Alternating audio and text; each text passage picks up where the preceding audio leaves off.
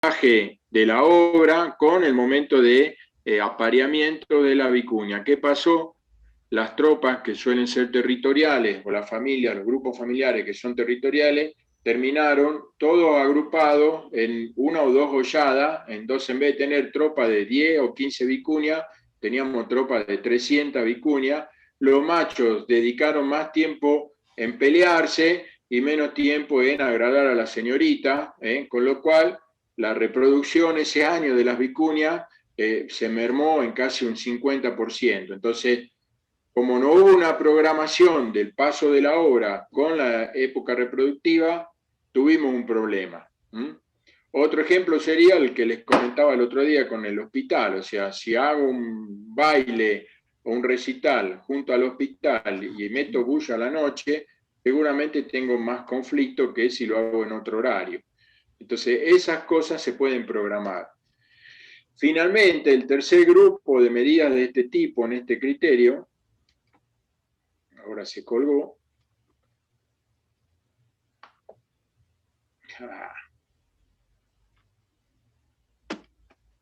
Ahí pasó. Son los que llamo las medidas operativas o las medidas operacionales, que son aquellas medidas que se implementan. Las otras eran antes. Una antes de que el proyecto se plantee, la otra es teniendo en cuenta las condiciones, entonces programo cuándo lo voy a hacer, y en este caso son medidas operativas, o sea, medidas que voy a implementar en el momento en que la tarea o la acción se está desarrollando. Entonces voy a realizar una serie de sugerencias o de mejoras para que esa tarea se realice de manera amigable con el ambiente, o sea, reduciendo los impactos. Entonces, esta medida, por ejemplo, pueden ser, supónganse que tengo que abrir esa picada de saca de madera o esa picada para un camino en el medio del Chaco, y yo puedo proponer que los árboles se volteen hacia adentro y con herramientas manuales, cosa que no lo haga con topadora y hacia afuera, porque así cada vez que voltee un árbol hacia afuera, afecto 2 o 3 árboles más. Entonces esa es una medida operativa. Cuento cómo quiero que se haga la tarea. ¿Se entendió? Sí, profe. Bueno, Profe, por ejemplo, si nosotros tenemos una actividad, ¿no es cierto? Y la primera, la de planificación, que dijiste, la actividad de planificación, eso es como, por ejemplo, prever un poco el impacto. Por ejemplo, si pasan camiones y causan mucho ruido y polvo a las casas aledañas de algún lugar, pero tienen que pasar por ahí para pasar para mi proyecto o para, sí. bueno, donde yo estoy trabajando. ¿Y qué querés Entonces, saber? por ejemplo, yo puedo planificar con anterioridad de eso y decir, bueno, hago otro camino que no pase por al lado de las casas, por ejemplo. Correcto. Si yo digo, por ejemplo, tengo que transportar, como vos decís, y para no pasar por el medio de un pueblo que voy a tirar tierra o puedo atropellar a alguien, planteo una ruta alternativa, es una medida de planificación. Si, por ejemplo, le digo, miren, el fin de semana no circulen porque hay más gente que va al dique Cabracorral, entonces esa es una medida de programación. Y si le digo, miren, hay que regar el camino mientras se haga el transporte, es una medida operativa. O sea, para la misma acción que es el transporte, puedo tomar 3 medidas diferentes. Vayan por otro camino, y ahí planifico. Puedo decir, no circulen en tal periodo porque hay más gente arriba de la ruta, y entonces ahí estoy programando. O puedo decir, rieguen el camino durante todo el día para levantar menos polvo, y entonces es una medida operativa. ¿Se entiende? Genial, profe, sí.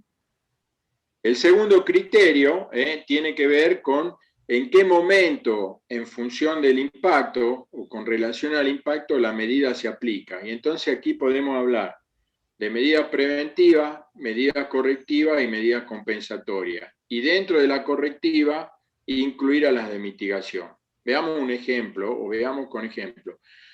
La preventiva lo que busca es evitar, fundamentalmente evitar o minimizar los impactos que pueden llegar a producirse, sobre todo impactos potenciales.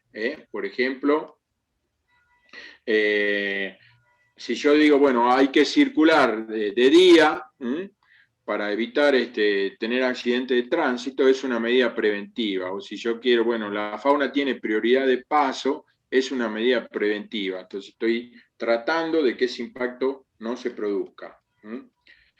Dentro de las correctivas tengo dos situaciones posibles. Puedo tener una medida que sea mitigadora. ¿Esto qué quiere decir?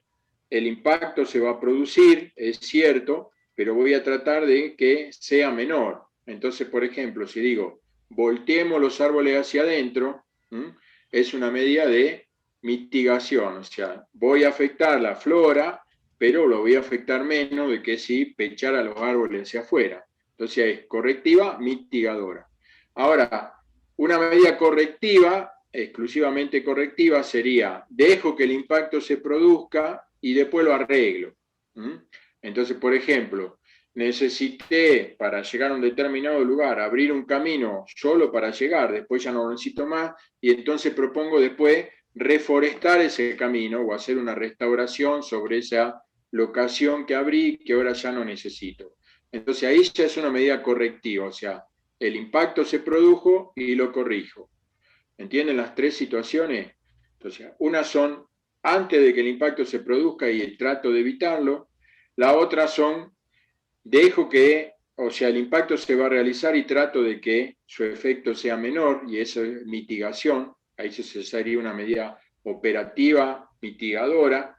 La otra es dejo que se produzca y después lo arreglo, y entonces una medida correctiva. Y finalmente, cuando ninguna de las tres es posible, ni preventiva, ni mitigadora, ni correctiva, y entonces voy a tener un impacto que es irrecuperable, inevitable, y sí o sí me va a dejar un pasivo ambiental, perdón,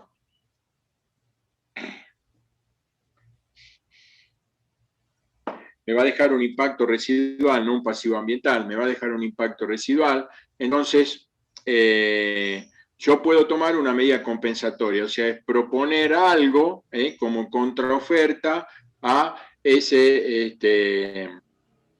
a ese impacto residual que voy a dejar. Por ejemplo, antiguamente era el que contamina paga, o sea, yo voy a contaminar y por lo tanto voy a resarcir económicamente poniendo plata por la contaminación que estoy creando. Otro ejemplo, cuando se construyó el gasoducto Atacama, que afectó 40 hectáreas Norandino, 40 hectáreas de la selva de Yunga, en la zona entre Orán y Humahuaca, toda la subida de San Andrés. El gasoducto que hizo la gente de Norandino compró la reserva El Nogalar, o sea, compró las tierras que eran la reserva Noganal, pegada al Parque Nacional Baritú, que son 10.000 hectáreas, las compró y las donó a parques nacionales. Entonces ahí compensó por las 40 hectáreas de yunga que se desmontaron, creó una reserva de 10.000 hectáreas en otra zona de yunga. Entonces, en una medida compensatoria, yo puedo hacer alguna cosa de ese tipo. Por ejemplo, en muchas empresas, con la responsabilidad social empresarial, se hacen o se toman este tipo de medidas. Entonces, bueno, estoy afectando a la comunidad porque, por ejemplo, con el paso de los camiones genero molestia o ruido, polvo y afecto a la casa, pero por otro lado, la empresa hace donaciones a los centros de salud o ayuda, colabora con computadoras en la escuela o ayuda a un comedor o dicta un curso para a los chicos de la secundaria que están terminando para que se puedan capacitar en alguna tarea que después les pueda servir a la gente de la empresa. Entonces, todas esas medidas tienen que ver con compensaciones de carácter social, o sea, veo de qué manera los impactos que genero en el ambiente natural los puedo compensar en el ambiente social. Entonces, ¿se entiende cuál es la idea de las medidas? Sí, profe. Entonces, podemos decir que cuando armamos nuestro programa de protección ambiental, podemos presentar las medidas en dos grupos. Una serie de medidas generales de protección ambiental, vamos a pasar esta, una serie de medidas generales de protección ambiental, que son las medidas que aplican a cualquier etapa del proyecto, o sea, desde que el proyecto inicia hasta que se termina, son válidas y siempre están vigentes. Son medidas que van a encontrar en cualquier estudio, que tienen que ver con la prohibición de alcohol y de drogas, con la prohibición de sacar leña o de introducir animales exóticos, la prohibición de cazar o molestar a la fauna, la prohibición de o la necesidad de respetar las normas de tránsito y poner normas de tránsito para circular por distintos tipos de caminos. En algunos casos la prohibición de circular de noche o de circular hasta 2 días después que llueva. Yo les puse aquí alguna serie de medidas de protección ambiental general que aplican a cualquier etapa del proyecto. Después las pueden leer ustedes. Todo lo que tiene que ver con el acopio de combustible, con el manejo de sustancias peligrosas, o sea, independientemente si me encuentro en la etapa de construcción, operación o cierre o abandono, esa medida tienen que aplicar. Bueno, aquí hay una serie de medidas. Estas tienen que ver con el rombo de la Asociación de Lucha contra el Fuego de Estados Unidos, que dice que las sustancias peligrosas tienen que estar identificadas con el rombo para saber qué grado de riesgo para la salud o reactividad o riesgo específico o inflamabilidad tienen. Entonces uno con ver ese rombito ya puede saber en el caso de una contingencia ambiental qué es lo que tiene que hacer o qué es lo que puede hacer. Y después uno puede proponer una serie de medidas particulares, ya sea que apliquen a la protección de determinados componentes ambientales. Aquí les puse también algunos ejemplos. Yo puedo poner lineamientos particulares y, por ejemplo, para la protección de la geoforma y el suelo, y plantear a medida. Por ejemplo, mantener los caminos en su mínimo ancho posible, circular siempre por los caminos que están autorizados, hacer obras de manejo de agua para evitar la erosión, evitar circular después de lluvia, etcétera, etcétera, etcétera. Aquí les puse alguna serie de medidas para que las puedan leer. Voy rápido para ganar tiempo. Entonces, muchas veces estas medidas, cuando aplican a una tarea específica, se plantean en una ficha técnica o en una tabla con especificaciones técnicas, en donde uno detalla una serie de cuestiones como qué impacto espera corregir, sobre qué acciones va a implementarse esta medida, un detalle técnico o una especificación de cómo quiero que se haga, si existen otras alternativas correctivas, cuándo aplica. Bueno, en algunos casos, por ejemplo, la ley 7070 pide costo. Es raro que ponga costo la gente, porque en realidad en este país, con la inflación que tenemos, decir un costo es medio complicado. Si va a quedar algún impacto residual, y quién es el responsable de implementar esa medida. Aquí también les puse algunos ejemplos. Esta es la primera medida que van a encontrar en casi todos los estudios de impacto ambiental, que tiene que ver con avisarle a la gente, notificación a superficiario, el efecto habitat, tener conflicto en el uso de los recursos con la gente, la prioridad alta, el carácter de planificación y preventivo, de planificación porque la tengo que hacer antes de empezar cualquier tarea, y preventivo porque quiero evitar justamente esos conflictos. Espero que sea una medida de alta efectividad y explico cómo lo tengo que hacer. Y le puse otra un poquito más compleja. Dice, por ejemplo, cómo realizar el desmalezado y la tala cuando hago la apertura, por ejemplo, de una trocha en el bosque de una locación. Entonces, ¿qué efecto evitar? Ven que ya tengo un montón de efectos que busco evitar. Prioridad alta. ¿Qué carácter operacional? Porque acá estoy diciendo cómo quiero que se haga la tarea. Entonces, operador, operacional, y es mitigadora en el otro criterio, porque quiero que efectivamente se reduzca la afectación de vegetación. la efectividad que espero que tenga, un detalle de cómo quiero que se haga ese desmonte, y ahí ven que está explicadito cómo queremos que se haga, cuándo se aplica, durante las tareas de construcción, qué indicadores de efectividad voy a tener, por ejemplo, proporción de individuos que tienen un registro de individuos cortados, o sea, llevo un registro de los árboles que voy a cortar porque eso me sirve para posteriores tareas de restauración o de remediación. ¿Cómo la voy a controlar? Dice semanalmente por el supervisor ambiental. ¿Y qué documento me sirve para llevar ese control? Dice una ficha de registro de tala, que no es sino otra cosa que la ficha que nosotros llevamos en el campo cuando están cortando los arbolitos, y vamos anotando qué es lo que se corta, qué tamaño tiene, cuál es la altura, cuál es la edad, cuál es el estado sanitario, para después tener una idea en futuras tareas, por ejemplo, de restauración, o si propongo tareas, medidas compensatorias, por ejemplo, vamos a reforestar otro lado, tener una idea de cómo queremos que sea la proporción de especie o la riqueza de especie, la composición de especie que vamos a utilizar.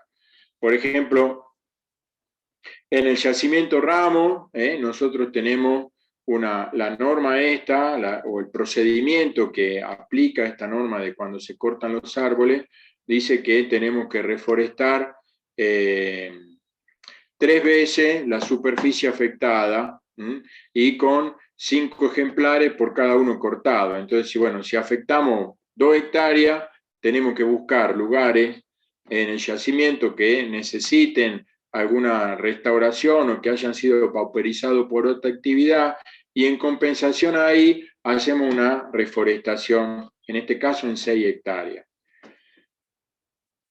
Bueno, aquí le he puesto alguna medida más, por ejemplo, no solo sacar los arbolitos, sino tratar de recuperarlos. En Ramos tenemos, o teníamos, ahora ya no, porque no estamos haciendo ninguna apertura, pero teníamos un vivero de recuperación y de semillas para tener árboles para reforestación.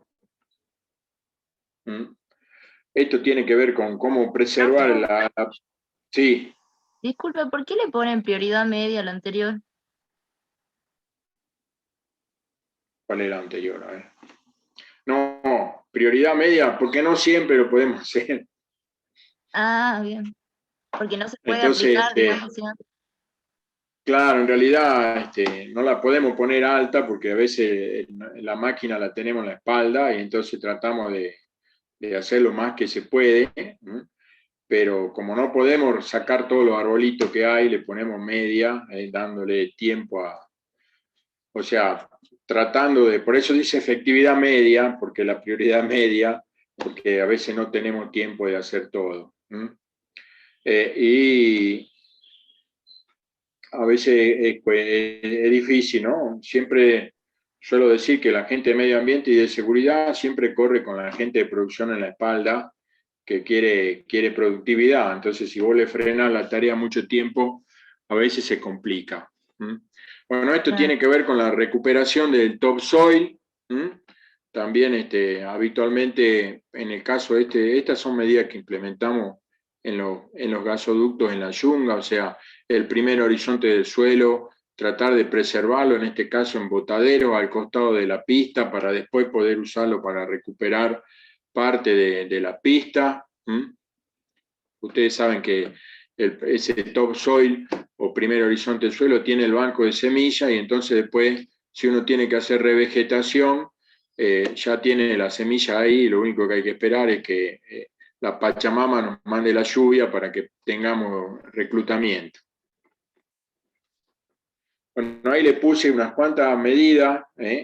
La idea es que después en su proyecto de promoción, ustedes vean, una vez que hayan hecho la valoración de impacto, qué medidas pueden proponer para las plantas de árido. Por ejemplo, en el caso de la turbidez, como yo les digo siempre, aumenta la turbidez en el río.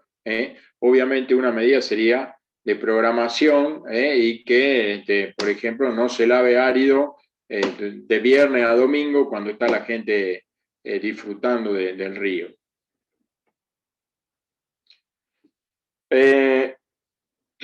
Cambié el orden del programa de vigilancia. Yo les había hablado del programa de protección ambiental, el programa de vigilancia ambiental y el programa de auditoría de obra. En realidad debería hablar ahora de la auditoría de obra, porque la auditoría de obra justamente tiene por finalidad que se cumplan con las medidas que están en el programa de protección, pero bueno, lo vemos ahora en la otra transparencia.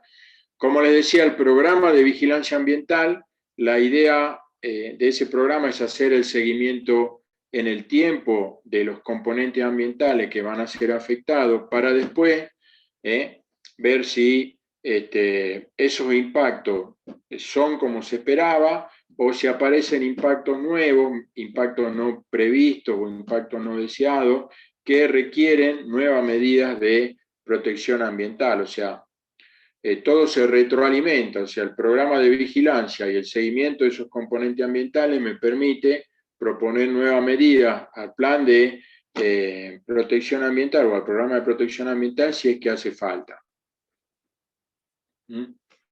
Bueno, ¿qué es el monitoreo ambiental? No es otra cosa que el seguimiento en el tiempo de cómo van cambiando en el área donde el proyecto se desarrolla distintos componentes ambientales, ya sea componentes que tienen que ver con la parte biótica o la parte abiótica o la parte social. Aquí solo está puesta esa transparencia, tiene que ver con monitoreo biológico, pero también hay un monitoreo de componente social. Por ejemplo, la semana pasada terminé un informe de ambiental final del parque solar que está en Olacapato e hicimos, comparamos los monitoreos no solo de flora y de fauna y cómo fue cambiando, o si hubo cambios en esos componentes ambientales, sino que también tuvimos en cuenta, por ejemplo, paisaje, la parte de relieve y topografía, ¿no? Y tuvimos en cuenta la parte social. La parte social,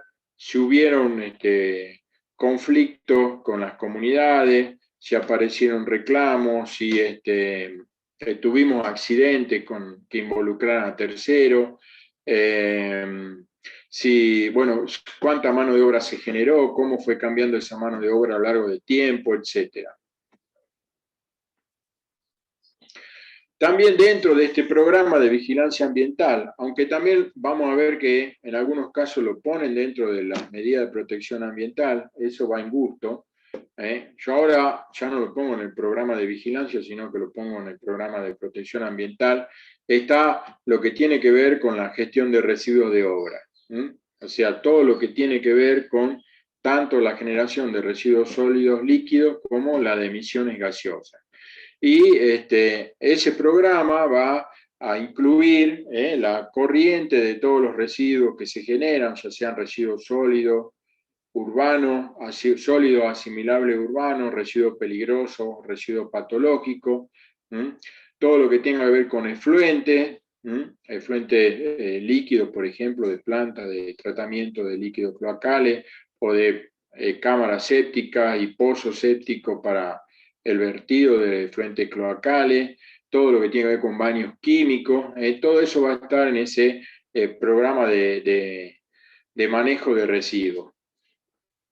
Bueno, aquí hay un montón de cosas de qué consideramos residuo. Bueno, residuo va a ser todo desperdicio que resulte de la actividad propia de la obra y que ya no tenga ningún uso. Muchos de esos residuos se consideran reciclables y entonces se trata de minimizar su carácter de residuo y se los envía a reciclado. Por ejemplo, en la mayor parte de las empresas mineras ahora se separan los plásticos, se reutilizan las maderas, se las están dando a las comunidades como donación para leña, en escuelas y en albergues, etc. Entonces, todo eso tiene que ver con el programa de gestión de residuos. Bueno, les puse aquí una clasificación de residuos que se suele utilizar, puede variar, depende de la obra, solo les puse una para que tengan de referencia. Generalmente, en todas las empresas, en el marco de este programa de gestión de residuos, se lleva una planilla de gestión de residuos. La idea de que esa planilla nos permita tener un registro en el tiempo de qué residuos se van generando y cuál es la trazabilidad, o sea, dónde van a parar esos residuos, cuál es el destino final que se les da, y que además nos va a servir para en otra obra decir, bueno, es una obra similar, las tareas son similares, tengo la misma cantidad de gente o una cantidad mayor o menor, puedo hacer una estimación de cuántos residuos voy a generar. Esto es importante, por ejemplo, en algunas provincias como Neuquén o Mendoza, en la perforación de un pozo donde se generan, por ejemplo, residuos que tienen que ver con recortes de perforación, uno tiene que presentar una estimación de qué residuos se van a generar y tiene que decir a dónde lo va a llevar y tener la conformidad del que los va a recibir para poder tratarlo. Entonces es importante tener una buena estimación de qué residuos voy a generar para saber dónde los voy a mandar. Uno de los problemas que tienen ahora las mineras en la Puna es que no hay dónde mandar los residuos. O sea, el vertedero municipal de San Antonio de los Cobres ya no está recibiendo porque es demasiados residuos sólidos urbanos para lo que es la ciudad. Las mineras tienen más gente que la ciudad, y entonces ya no reciben, y los residuos ahora de las minas en la Puna, ¿saben dónde están yendo a parar? ¿Alguien tiene idea? ¿No? Al vertedero municipal de General Mosconi. O sea que se hacen 600 kilómetros los camiones con los residuos sólidos para llevar hasta allá. ¿Por qué? Porque han conseguido que aquel vertedero municipal le reciba esos residuos, que de hecho es un asco el vertedero municipal, pero bueno, lo están llevando allá. Hay algunas propuestas de algunas empresas para armar vertederos privados para recibir los residuos de las mineras, ¿no? E incluso algunas empresas han hecho su mini vertedero para determinado tipo de residuos sólidos urbanos, alguna fosa propia para no tener que andar transportando los residuos a semejante distancia. Como ven ustedes, todo esto genera algunos problemas ambientales que son temas de conversación y que hay que resolver. Bueno, en el monitoreo de fauna, básicamente uno controla qué especies están presentes, si aparecen nuevas especies, si deja de haber especies,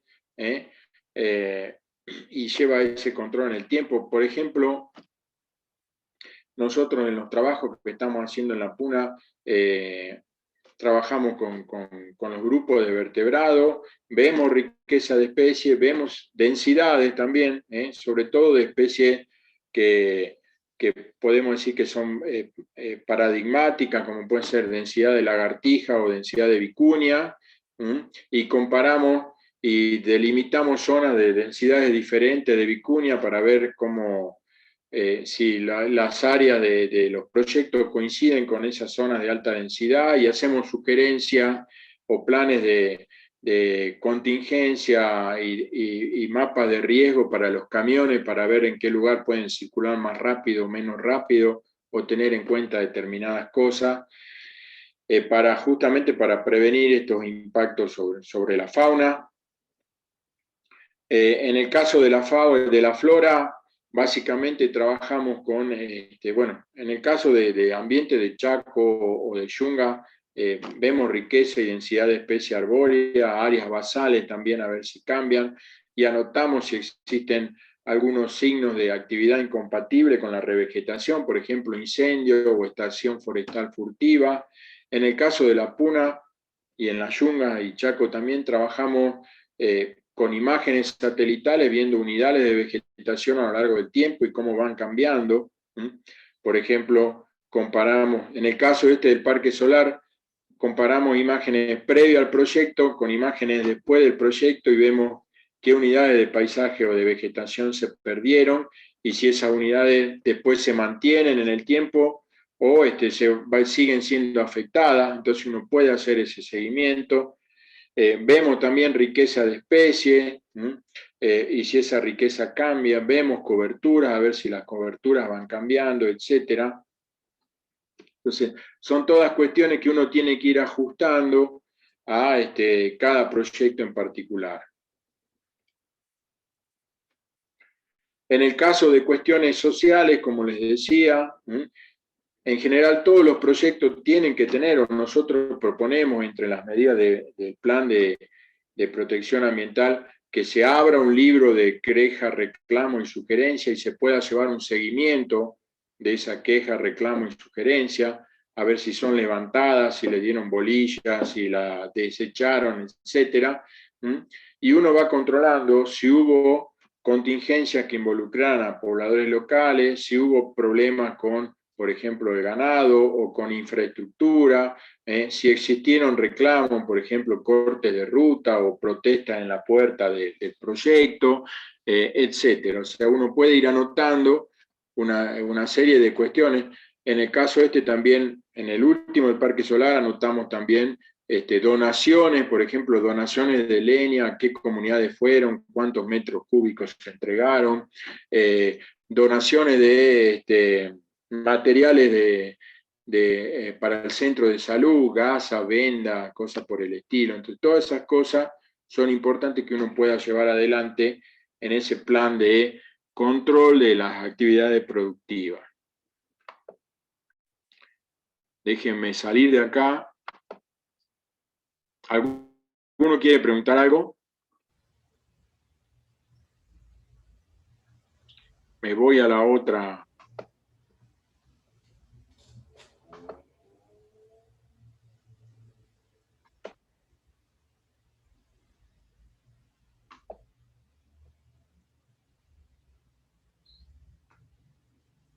Ahí se ve.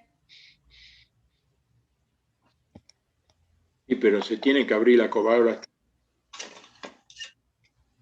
Ahí está.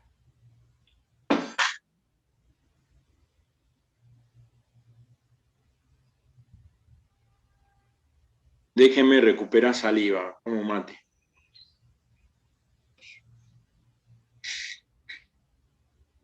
La recontra trancado, mate. Bueno, la tercera parte de este plan de gestión ambiental es lo que llamamos la auditoría ambiental de obra o el programa de auditoría ambiental o la supervisión ambiental de obra, depende de dónde estemos parados, con quién estemos trabajando. En general, auditoría ambiental de obra puede presentarse de dos maneras. Puede ser que tengamos un auditor permanente en campo, y en ese caso tenemos un supervisor ambiental que está todo el tiempo controlando, y a veces tenemos auditores externos que van una vez al mes o una vez por semana o 8 días al mes a hacer auditorías para comprobar si efectivamente las recomendaciones que fueron propuestas en el programa de protección y el monitoreo ambiental o la vigilancia ambiental se están realizando, y si aparecen nuevas recomendaciones en función de que aparecieron otros impactos o algunos desvíos que deben ser corregidos. Por ejemplo, en la obra del ferrocarril, cada tramo tiene un supervisor ambiental que está permanente, tiene un responsable ambiental que va 8 días al mes, y a la vez tiene un auditor ambiental externo, que es otra empresa que está contratada, una consultora contratada, que chequea una vez al mes que efectivamente lo que de parte de la empresa, ya sea el supervisor o el auditor o el responsable ambiental, dicen que están haciendo, efectivamente se esté haciendo.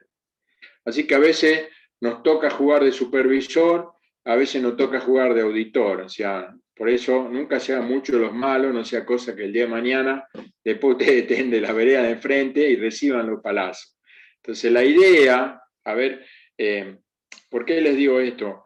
La idea de nosotros como encargados ambientales o responsables ambientales en una obra o supervisores es tratar de ayudar a que las cosas se hagan bien, no poner palos en la rueda. Entonces nosotros tenemos que tratar de convencer a la gente de que efectivamente la manera en que están haciendo las cosas está mal y que hay una manera mejor desde el punto de vista ambiental de hacerlo, y la gente tiene que darse cuenta de que así es como hay que hacerlo porque la ley lo exige y porque es mejor para el ambiente. Muchas veces pasa que el auditor ambiental cae y se pelea con todo el mundo, y lo que termina pasando es que lo rajan al auditor ambiental porque anda a las patadas con todo el mundo. Él es ineficiente en hacer que la gente le cumpla, la gente le esconde las cosas y el proyecto sigue a la deriva. Entonces hay que tener cintura y no entrar el primer día con el cuchillo entre los dientes y tratar de ir moviéndose de a poco, ¿no? Incluso el auditor ambiental tiene que aprovechar a las otras personas que trabajan en la obra para que lo ayuden. Por ejemplo, yo voy a la obra y el mecánico me dice, mirá, quiero hacer los cambios de aceite y no me trae bandeja, pedime bandeja. Entonces yo puedo aprovechar ahí y decir, che, necesitamos bandeja, es urgente la bandeja, y le sirvo de apoyo al mecánico en su reclamo de pedir bandeja de contención. Entonces, uno tiene que servir de apoyo o de facilitador para que la gente pueda hacer las cosas bien. Hace 30 años que estoy trabajando en esto, hace 30 años atrás, la gente, yo llegaba y se escapaban, nadie quería hablar.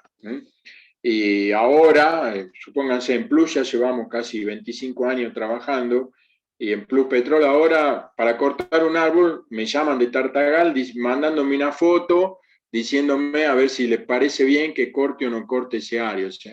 O sea, la mentalidad de la gente fue cambiando en el tiempo y en las empresas va cambiando. Entonces muchas veces uno al principio encuentra muchas trabas y después en la medida que muestra que las cosas se pueden hacer bien, si se planifican y se hacen con tiempo, las cosas van cambiando. Y si no cambian, hay que agarrar, hacer bolsito e irse, decir yo así no puedo trabajar porque ustedes son un desastre, y tomársela, renunciar. Porque si no, quedamos pegados nosotros como responsables ambientales del proyecto. Entonces, la idea de este programa de auditoría ambiental de obra, como les decía, es ver que se cumpla con lo que la empresa se comprometió. ¿Cuáles son las herramientas para esta auditoría ambiental de obra? Generalmente son la lista de chequeo, la lista de control o checklist, en donde uno puede agarrar, aquí yo les puse un ejemplo de una lista de control para un campamento, o para una locación de un pozo, si no me equivoco, para un campamento creo que es, en donde uno se armó una lista de qué cosas tiene que ver, y entonces cuando va al campo puede ir chequeando una por una esas cosas, a ver si efectivamente se cumplió o no se cumplió. Por ejemplo, acá, bueno, dice lugar, y yo pongo lugar, y dice la locación está dentro del límite permitido, entonces yo tengo que decidir, bueno, la locación tenía que ser de 100 por 120. ¿Está dentro del límite? Sí, bárbaro. ¿Se excedió? Tengo que poner que se excedió. ¿Por qué? ¿Se dispuso el suelo separándolo, guardándolo? Sí, bueno, marco que sí. Entonces yo puedo llevar mi lista de control, y una vez que termino mi lista de control, puedo agarrar y decirle al responsable de la locación, che, firmame la lista de control, estos son tus desvíos, y mostrarle. Ahí sigue otra lista de control, y fíjense, dice observaciones, fotografías, entonces uno puede, este sí es de un campamento, fíjense, dice dimensiones, talud estabilizado, signo de erosión, superficie desmontada, ubicación de los equipos, entonces dice los tanques de combustible están impermeabilizados con membrana, sí. Se observan signos de fuga o de derrame, a veces están perdiendo las canillas o a veces hay mancha alrededor del tanque, entonces yo puedo poner y llevo un registro fotográfico de todo, cosa que me quede un documento que avale que yo tal día hice esa visita y observé esos desvíos. Bueno, aquí puse otra que también tiene que ver con el abandono de un campamento. Fíjense que pregunta si se sacaron las líneas, si se cerraron las cámaras sépticas, si el pozo ciego fue tapado, etc. Entonces yo puedo chequear, una vez que se abandonó una locación, si se abandonó correctamente. yo suelo decirle siempre en todas las obras, a las empresas y a los alumnos, que los encargados de medio ambiente somos los primeros que vamos, porque somos los que hacemos el estudio de impacto ambiental, y somos los últimos que nos vamos, somos los que le echamos llave al proyecto y cerramos la puerta. ¿Por qué? Porque cuando se realiza el abandono del proyecto, alguien de medio ambiente tiene que ir y hacer ese cierre y constatar que todo quedó ambientalmente bien y que no quedaron pasivos ambientales. Por ejemplo, hoy estuve terminando el informe de abandono, el informe ambiental de abandono de un obrador, de una empresa constructora. Entonces terminó la obra, se fueron todos, sacaron las máquinas, se llevaron los residuos peligrosos, limpiaron los suelos, no quedaron residuos urbanos, nada, entregaron el predio al dueño, le hicieron firmar un acta de conformidad en el estado en que se encontraba, y ahí fui yo y saqué foto de todo, pedí los certificados de disposición final de los residuos y armé mi informe con el acta de recepción del dueño y todo, diciendo, bueno, quedó todo bien, la gente está conforme, no existen, la locación está limpia, no hay residuos, no tenemos pasivos ambientales, y ese es el informe que presenté en este caso al programa de residuos peligrosos de la Secretaría de Ambiente de la provincia. Entonces siempre somos los primeros en ir, somos los últimos en irnos. En llegar somos los últimos en irnos. ¿Qué pasa con la auditoría? Con la auditoría suele pasar que uno va a la primera vez, ve un desvío, le dice a alguien, che, esto está mal, tratar de hacerlo de otra manera. A veces va a la segunda vez y el tipo no nos dio bola y sigue repitiendo ese desvío o haciendo mal la tarea. Y entonces, ¿qué paso siguiente tenemos? A la lista de control. Bueno, estas son listas, les puse varios ejemplos. Me salté la planilla de verificación técnica. La planilla de verificación técnica no es otra cosa que una lista de control para algún equipo. Por ejemplo, en el caso de las máquinas que ingresan a un yacimiento, nosotros tenemos una planilla en donde chequeamos desde que las luces anden hasta que ande la alarma, hasta que la máquina esté lavada, cosa de que no tenga barro de otro lugar que pueda traer propágulo de pasto cubano, por ejemplo.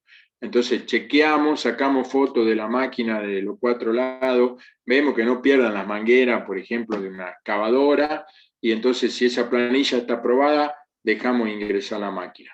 Esa es la planilla de verificación técnica. Ahora sí, si hago la auditoría, observo un desvío y ese desvío se repite, ¿qué es lo que puedo hacer? Puedo usar una herramienta que la Marce después nos la va a volver a mostrar cuando hable de procedimiento y sistema de gestión ambiental, que es la no conformidad. O sea, cuando un desvío se repite y no me dan bola, yo termino armando una no conformidad, o sea, un documento que me muestre que hay un desvío, que ese desvío no es corregido, y ese documento tiene un plazo para tomar una acción correctiva inmediata y una acción correctiva de largo plazo o mediata. Por ejemplo, aquí hay una nota de no conformidad que usábamos en Plus Petrol antes de que certificara, ya en el 2003.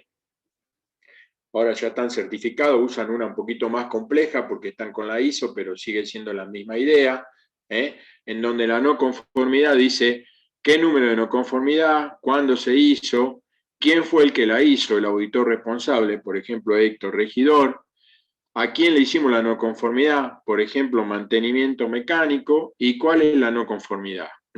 Y entonces mi firma, la firma del que fue a auditar, en este caso el jefe del taller mecánico, o el jefe de mantenimiento de las máquinas de una contratista, la firma de, por ejemplo, el responsable de Plus Petrol, el jefe de obra de la obra que se está haciendo, y después planteo una acción correctiva inmediata, que es una que se tiene que realizar en un plazo no mayor a 5 días, y una acción correctiva inmediata, que es aquella que requiere investigar cuál fue la causa del desvío y ver cómo puedo corregirlo, que también tiene un plazo razonable de ejecución. Tanto la inmediata como la mediata tienen una verificación de que se tomaron en cuenta, o sea, que se realizaron, otra vez con la firma del responsable de realizar la acción, la firma del auditor y la fecha en que se implementó. Le doy un ejemplo que me pasó hace unos cuantos años ya. Una vez estaba en Ramos, en el yacimiento, había un señor de mantenimiento mecánico de unas máquinas viales, ahora no me sale el nombre de la máquina, y bueno, la camioneta, estaba con una camioneta, tenía atrás de la camioneta la caja abierta, unos tachos de aceite, todo chorreando por la caja, no tenía bandeja, no tenía polvo absorbente, él estaba con un mameluco todo enchastrado, era horrible todo lo que estaba haciendo. No había bandeja abajo de los equipos donde estaba haciendo mantenimiento, nada. Entonces lo paré, le dije, para la obra, para tu tarea, le saqué foto, para la tarea, le hice una no conformidad porque ya era la tercera vez que le decía que así no podía venir a trabajar. Entonces, ¿cuál fue la acción correctiva inmediata? Pará de trabajar, carga todo, limpia y andate del yacimiento, lo eché. Esa fue mi acción correctiva inmediata. Tómatela, limpia y andate. Andá a pedir absorbente al pañol, trae, limpia todo, cargalo en la bolsa, llevalo al recinto y vos tomátela. ¿Cuál fue la corrección inmediata? Hablamos de la empresa, le dijimos que haga una capacitación de gestión de residuos peligrosos, entonces el tipo tuvo que ir a una H&S, que es una empresa ya que hace capacitaciones, hacer una semana de capacitación de gestión de residuos peligrosos, volver con todos los elementos que tenía que tener para hacer la limpieza y recién al mes de trabajo o al mes de haber hecho la capacitación pudo volver a subir al yacimiento a hacer mantenimiento. Entonces, esa es la idea de tomar una acción inmediata, que es solucionar el problema ya, corregir ahí al toque, pero después ver la causa. La causa era que el tipo era un salame y que no le daba bolilla al procedimiento que había. Entonces, capacitate, aprende cómo tenés que hacer la cosa y volvé. Entonces, Profe, esa es la idea, sí. y en el caso, por ejemplo, que los operarios no utilicen algún elemento de seguridad, ¿nosotros también podemos intervenir? ¿O lo hace A otro ver, profesional? no, a ver, depende de en qué empresa estemos trabajando. En general, la mayoría de las grandes empresas tienen lo que se llama una política de detención de tarea, que aplica no solo a lo ambiental, sino también a la seguridad. Entonces, si cualquiera de la empresa, desde el barrendero hasta el ingeniero en medio ambiente, ve que algo se está haciendo mal, desde la parte ambiental o desde la parte de seguridad, puede parar la obra. Yo he parado obras donde no tenía nada que ver, o sea, les cuento, he venido una vez por la ruta y cuando llegué a la policía ahí en la caminera en Güemes, donde está el cruce de la frontera, estaban armando el tinglado y había unos tipos arriba del techo poniendo el tinglado sin arneses, sin nada, haciéndose los monos ahí arriba. Me paré, me bajé, lo busqué al que estaba ahí a cargo de la delegación, le digo, mirá, si el tipo se cae, a vos te hacen un sumario que no hacen de nunca más porque están incumpliendo con esto, pará la obra porque vas a tener quilombo, y le hice parar la obra yo que no tenía nada que ver. Ahí de tuto nomás. Otra vez se me ha pasado, sí, en Ramos, por ejemplo, que he llegado, estaban haciendo una zanja a 2,5 metros de profundidad, una zanja de 50 centímetros y el tipo cavando ahí abajo con pala, con un terreno arenoso, y le paré la obra, no tenía nada que ver con medio ambiente, le dije, sacá el tipo este de acá, pará la obra, saqué una foto, al rato me llamó el gerente, Héctor, ¿por qué paraste? Y le digo, porque está trabajando en un espacio confinado, si la zanja se derrumba, el tipo se muere ahí adentro, porque se le caen 3 toneladas de tierra, hasta que lo sacamos muere asfixiado. Entonces, en muchas empresas grandes existe esa política de detención de tarea y uno tiene la facultad, por ejemplo, en casi todas las petroleras y en todas las mineras, uno puede parar obra, así no tenga nada que ver con el sector que esté trabajando. Obviamente el responsable del sector te va a llamar y te va a reputear, te va a decir, ¿por qué me paraste el trabajo? Claro. Pero bueno, vos tenés que estar suficientemente seguro de lo que estás haciendo. ¿Qué pasa cuando la gente no usa los elementos de protección personal? O sea, si lo veo sin el casco, lo más probable es que yo le diga, che, boludo, ponete el casco. A veces voy, estoy haciendo mi auditoría ambiental y los veo que están ahí trabajando sin el casco y le digo, che, muchachos, voy a sacar la foto, pónganse los cascos y déjenselo puesto porque si vienen lo de seguridad, lo van a sacar rajando. Entonces, sí, el de seguridad lo va a llamar la atención una vez, 2 veces, después le pedirá un apercibimiento y si no hace caso le dirá, che, échenlo a este tipo porque no cumple. Claro. Pero cualquiera estaría habilitado, en general en casi todas las obras grandes y en casi todas las empresas relativamente grandes, uno tiene esa facultad de poder parar tareas, ¿no? Si ve que algo está mal hecho. Yo lo paro, por lo menos intento. He parado obra un montón de veces de un montón de cosas que no tenían nada que ver conmigo, siempre asegurándome de tener una foto para mostrar, cosa de no sea palabra contra palabra, pero sí háganlo sin miedo, porque, y si no, llamen al de seguridad y díganle, che, esto está mal, fíjate cómo lo están haciendo. Pero es preferible eso que otra cosa. Bueno,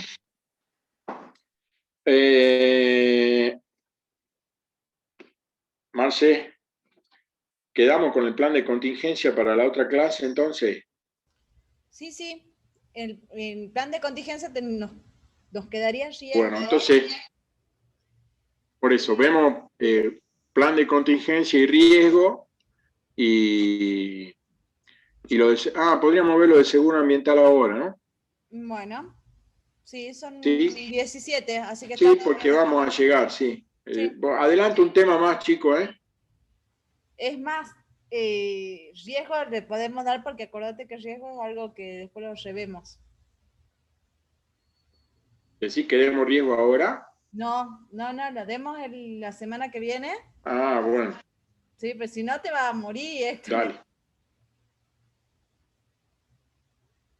Bueno, déjame ver lo de seguro entonces. Bueno. Pero esto de seguro está animado y es un embole. ¿Sabés qué vamos a hacer con el seguro? Bueno, sí, vamos a usar este y después cambiamos en todo caso. Ténganos paciencia. no hay problema, profe. Es que nos quedamos cortos con el cuatrimestre.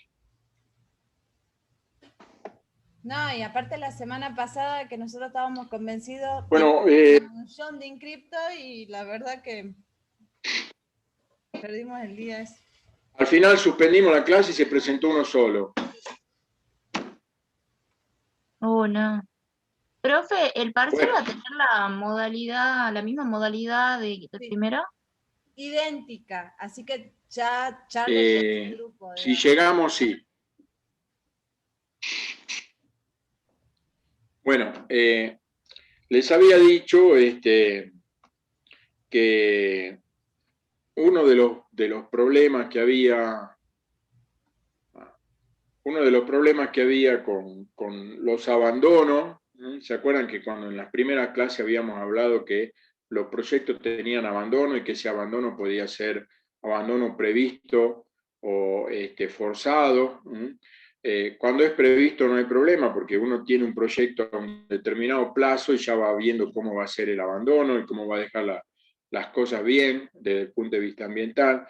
Pero muchos proyectos tienen abandono forzado, ya sea porque cambió el mercado y no hay más producto, no tiene precio, y la empresa se funde, o porque los dueños eran unos delincuentes y se la tomaron, o hubo una contingencia enorme y se quedaron sin proyecto y entonces también desaparecieron. Entonces, en esos casos, desde hace ya unos años se pide en muchos proyectos, o en la mayoría de los proyectos, la provincia también lo está pidiendo, se pide que estos proyectos tengan un seguro ambiental.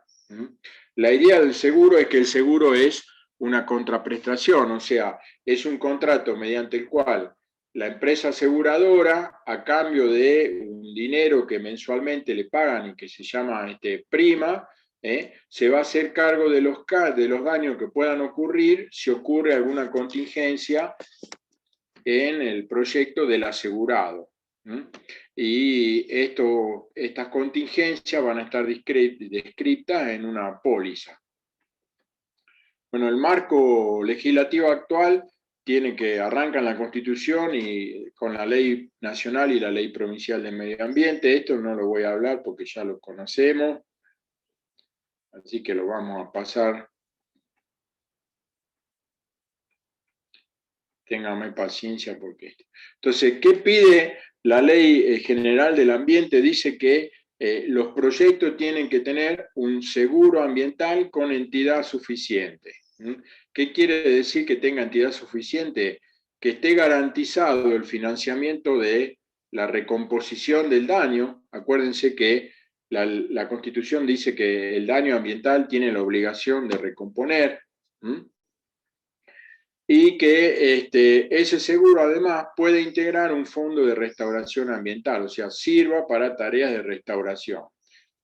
Hay dos tipos de seguro. Un seguro de responsabilidad civil, que transfiere el riesgo en el caso de que ocurra una contingencia, o sea, un accidente ambiental, y entonces es la aseguradora la que tiene que hacerse cargo de la restauración, o un seguro de caución que me va a garantizar que va a estar la plata para poder hacer la restauración. Bueno, la definición de daño ambiental ya la conocemos. Vamos a pasar esta porque ya las vimos en las primeras clases. Entonces, la Secretaría de Ambiente... No ha ninguna presentación, ¿no? Uch, no se está viendo nada. Claro, porque ya bueno. hacemos esto, yo pensé que estabas hablando así de definición. Claro, cuando dijimos pasemos esta, pues ya no me reten. Esperen un poquito.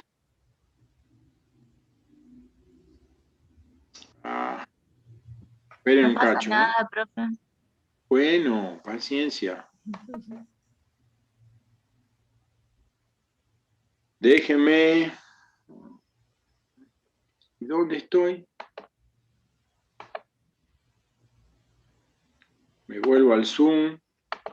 Ahora sí, a ver. Compartir pantalla. Compartir.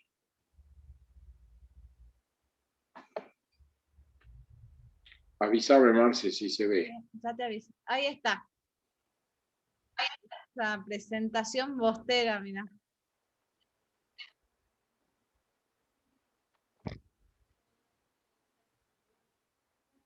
No hay naranja.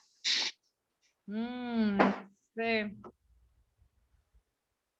Naranja y azul, no, amarillo y azul no uso nunca yo. Me da alergia, no tanto como el rojo, pero me da alergia. Tiene que ser blanco y rojo. Claro, profe, rojo está bien. Otra más, otra que no va a aprobar. Depende del miércoles si perdemos con River o otra que no aprueba.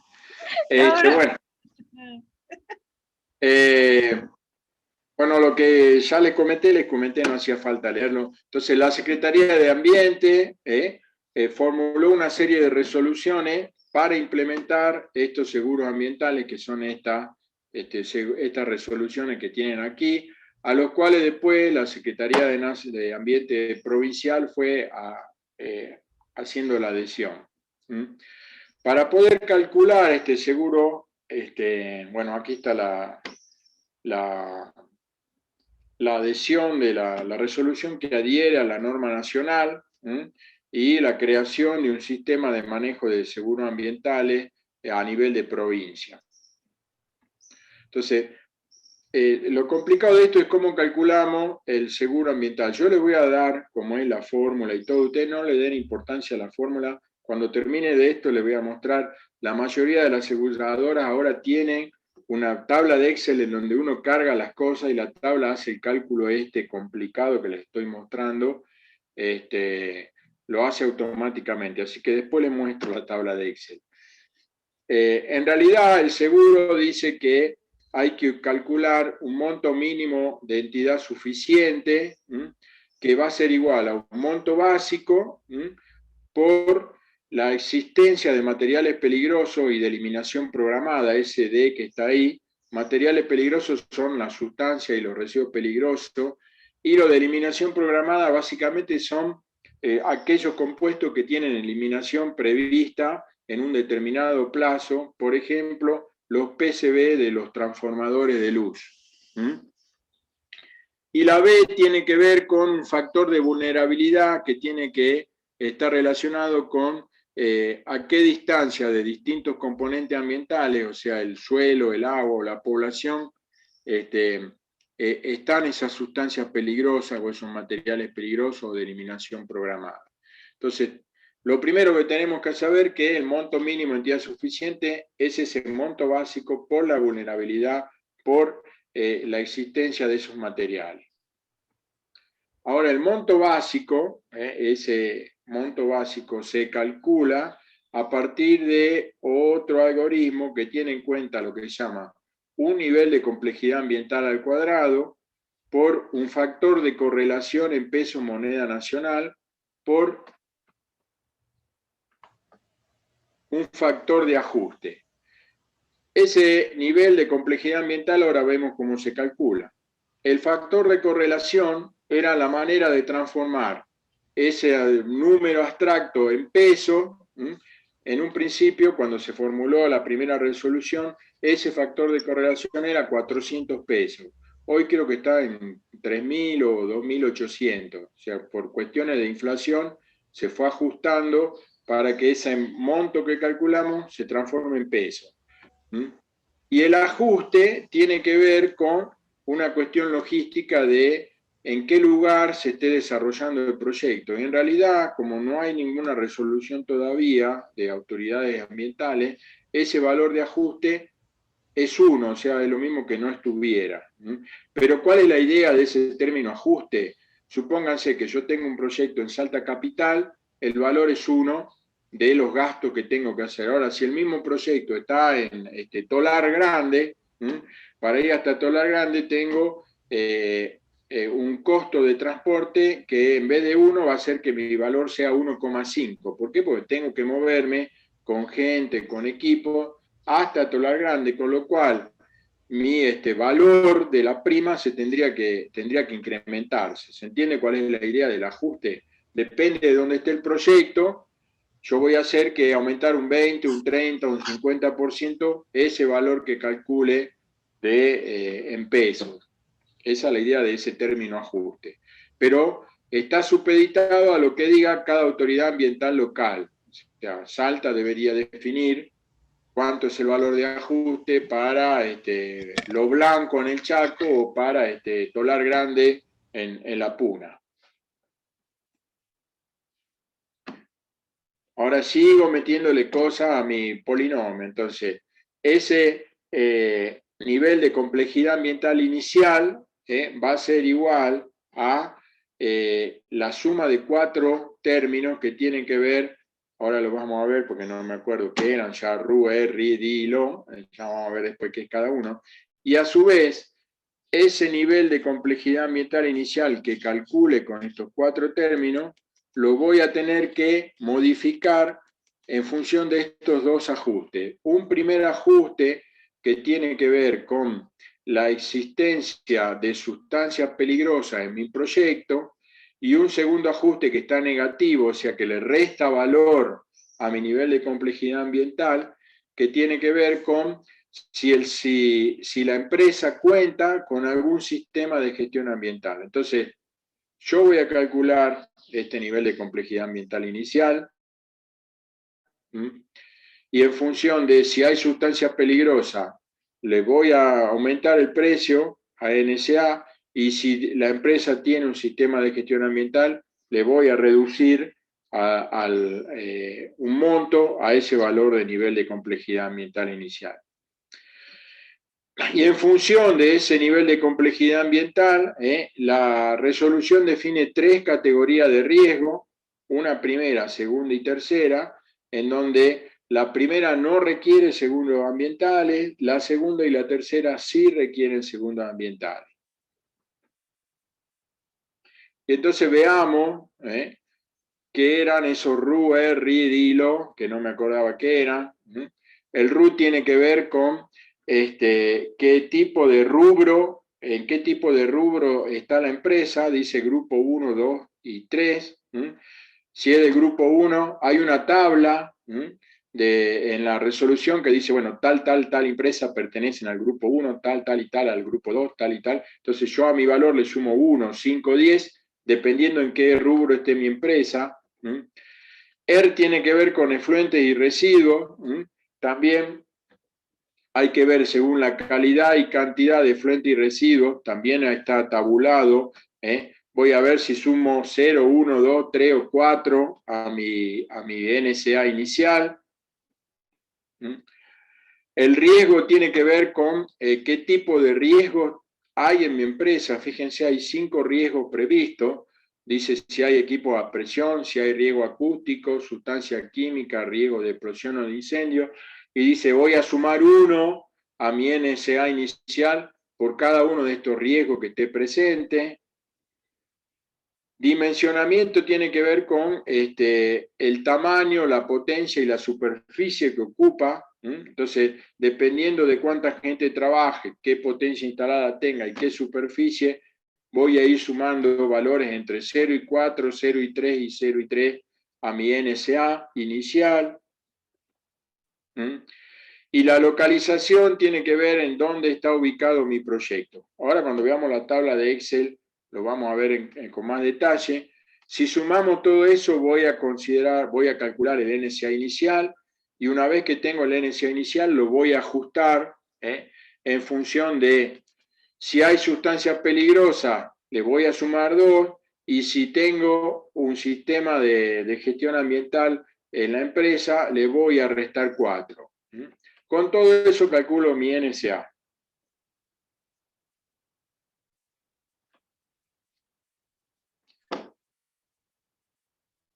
Entonces, una vez que tengo el NSA, me fijo en qué categoría entra, y fíjense, por acá dice, las empresas que llevan sustancias peligrosas, no hay que hacer todo el cálculo directamente, son la tercera categoría y llevan el seguro más alto. Ahora veamos cómo calculamos, con esto sacamos el monto básico. Ahora hay que ver cómo calculamos la vulnerabilidad y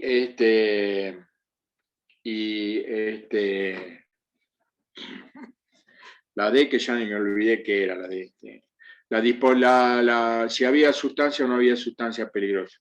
Para el cálculo de los factores de vulnerabilidad, fíjense, tenemos otro polinomio que dice 1 más el tipo de sustrato, más la profundidad de la freática, más la distancia al agua, más costa, más entorno, y hay una tablita en donde yo me fijo, dice tipo de sustrato A, B, C o D. Y entonces dice, A son las arcillas, suelos residuales, limo, B son las arenas, limonita, C la grava, D consolidado. Entonces me tengo que fijar qué tipo de sustrato tengo y le sumo a mi polinomio 1, 0,8, 0,6 o 0,4.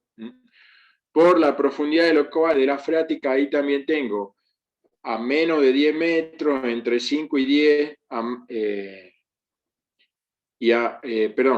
de 10 metros, entre 5 y 10, y a más de 5 metros, no, a menos de 5 metros, así es. Después tengo distancia al agua, a 100 metros, a más de 100 metros o menos, o en zona costera, y en el entorno tengo si es residencial o comercial o está dentro de un área protegida. Entonces me voy fijando dónde está mi proyecto y voy haciendo el cálculo. Vamos a pasar. Con respecto a la existencia de materiales y sustancias de eliminación programada, otra vez tengo una ecuación que me suma los materiales peligrosos y la sustancia de eliminación programada, y también cada uno de ellos tiene que ver qué cantidad hay y si están en superficie, enterrados o cerca del agua o en contacto con el agua. Y otra vez aquí hay que entrar en la tabla para calcular.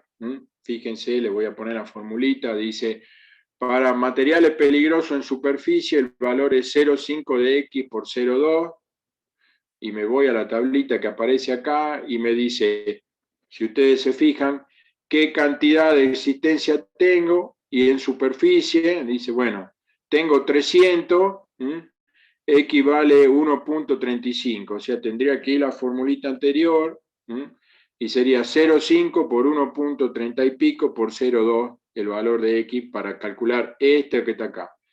Para este tendría que volver a la tablita, si es que tengo materiales ahí, ver bajo superficie, qué volumen tengo, y otra vez volver a hacer la fórmula. Se los muestro así. Para eliminación programada es lo mismo, tengo cómo calcular una ecuación y una tablita que me permite ver qué valor tienen X, Y o Z, dependiendo de si esté en superficie, enterrado o en contacto con el agua. Entonces aquí hay un resumen de todo. El monto mínimo, entidad suficiente, tiene que ver con el monto básico por la vulnerabilidad, por la existencia de sustancias peligrosas y materiales de eliminación programada. Esto se calcula con este polinomio que está acá. Este se calcula con este polinomio que está acá. Y el monto básico se calcula a partir de esto que está en naranja. Entonces, a partir de eso, me va a dar un número y por ese número yo tengo que hacer mi póliza. Les muestro ahora, déjenme un ratito, busquemos ahora dónde está.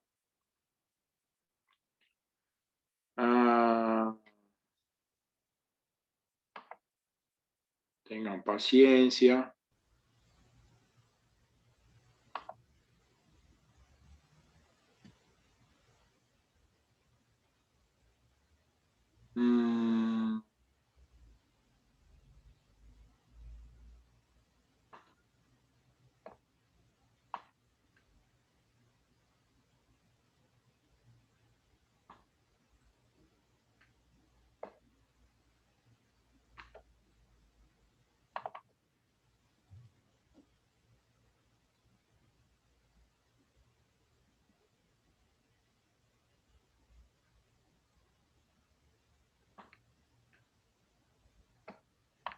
En este no. Héctor, ahí quieres que Ay, que se vuelve complicado. Yo tengo una mano. Una póliza para ¿Tenés llenar. una ahí? Sí. Es más, la que le acabo de subir a los chicos Sí. para que tengan. Sí, el cal. Sí. Ah, dale, pone esa. Bueno.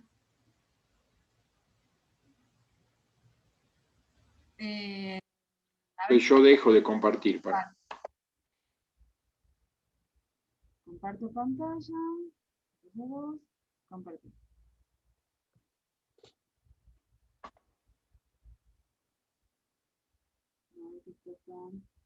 ¿Están viendo?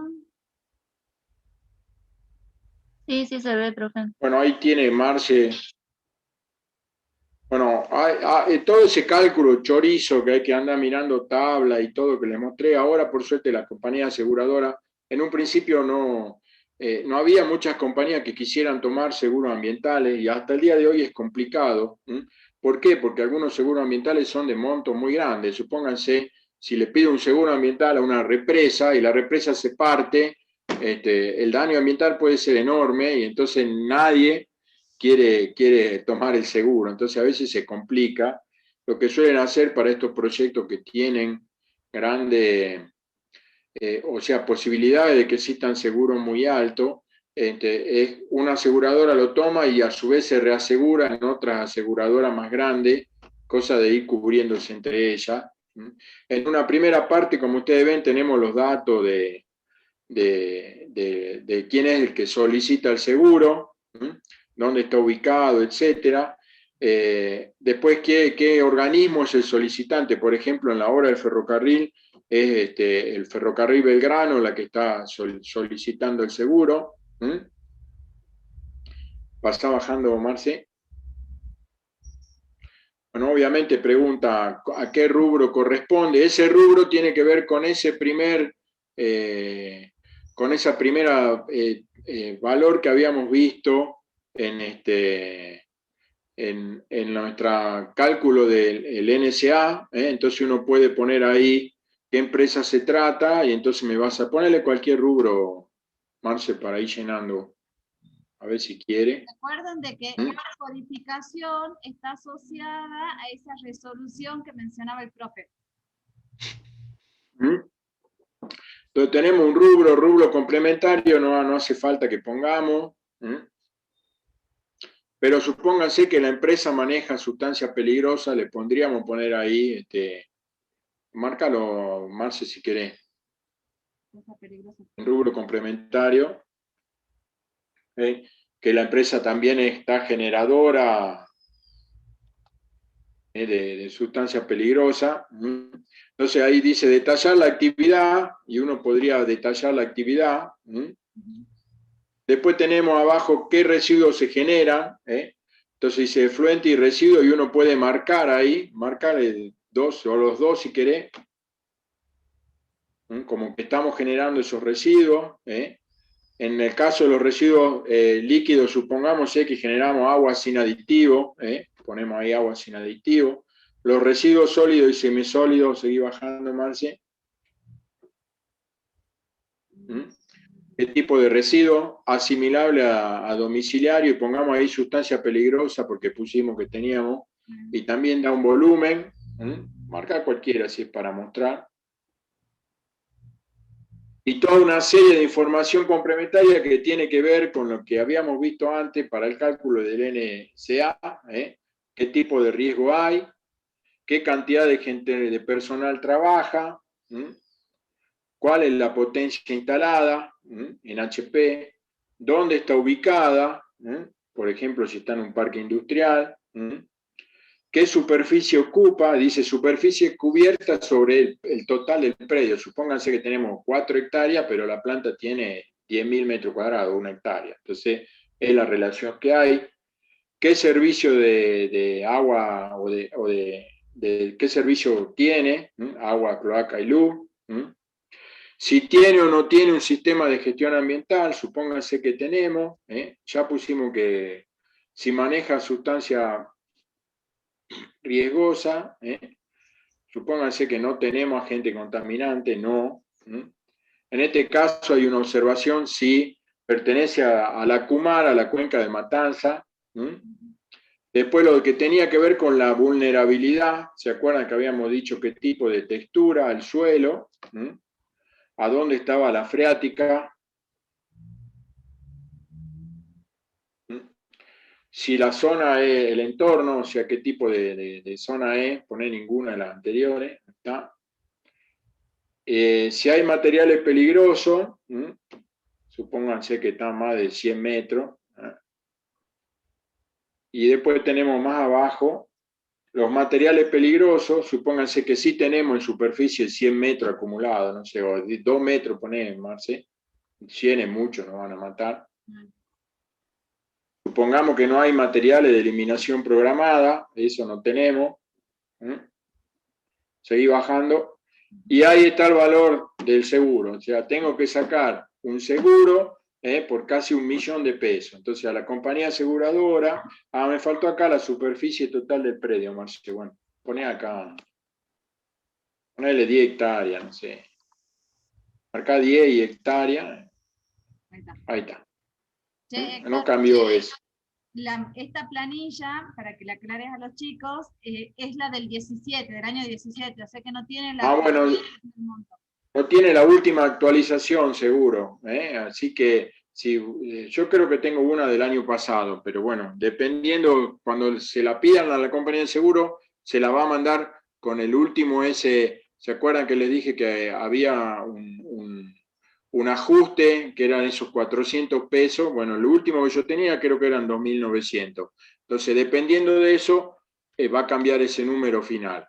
Entonces, cada vez que tengan que renovar el seguro ambiental, la compañía de seguro a ustedes como responsable ambiental del proyecto le va a mandar esta planilla, ustedes la van a llenar, le va a salir el valor del monto ahí, la compañía de seguro le va a pedir que le mande la planilla, seguramente van a mandar a un inspector para que chequee que no hayamos mentido en esta declaración jurada, y entonces van a hacer la póliza por ese monto, o van a asegurar al proyecto por ese monto. Esa es la idea del seguro ambiental. Han visto todos los cálculos que les mostré ahora con la planillita esta, es mejor olvidárselo.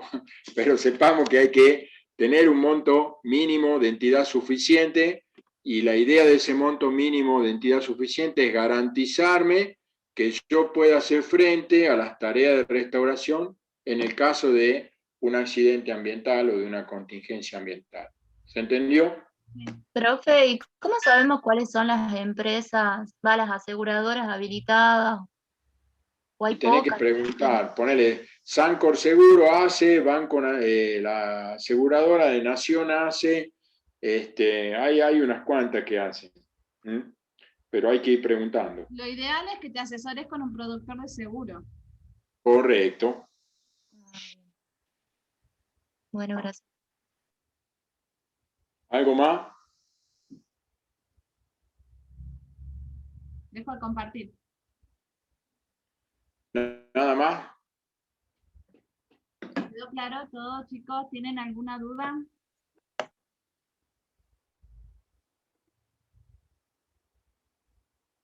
Nos vemos la semana que viene entonces. Basta para hoy porque estoy de las 5 hablando. Bueno, Bueno, Listo, profe, nos chicos. vemos la semana que viene. nos vemos Chao, profe. Chao, Lili. Cualquier Buen fin de. consulta, pregunten, no tengo problema, pregunten en el grupo o escriban por WhatsApp o escriban mail, no hay drama. Chao, chicos, nos profe. vemos. Buen fin. Chao, profe. Ah, chao. Chao, Marce. Chao, nos vemos, Héctor.